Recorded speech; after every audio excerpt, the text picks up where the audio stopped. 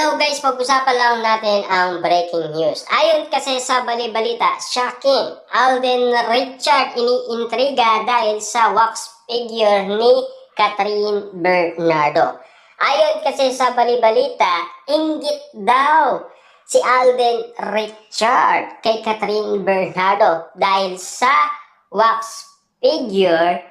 At siyempre, ayon kasi sa bali-balita, galing umano sa iba't ibang mga netizens, bakit hindi daw si Alden Richard? Siyempre, alam niyo naman siguro, nang dahil sa pagkakalink ni Catherine Bernardo kay Mayor Mark Alcala, biglang dumami ang mga basher ni Catherine Bernardo.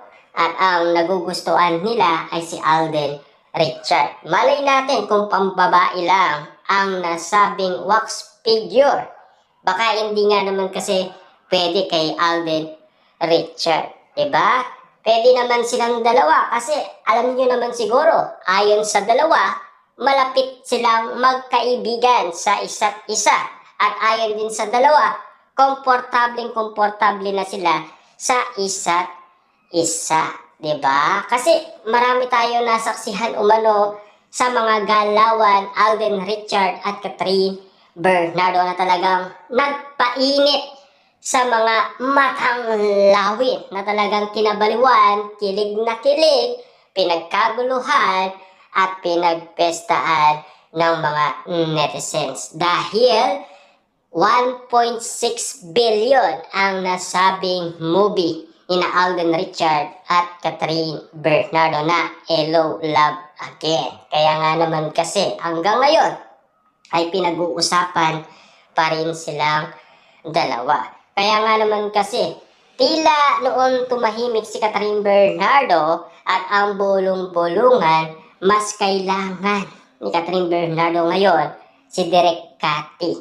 at Alden Richard. Baka kailangan niya na ng movie para at least sumikat ulit siya. Kasi ayon kasi sa mga iba't ibang mga netizens, sumisikat lang si Catherine Bernardo kapag meron siyang kapartner na magaling.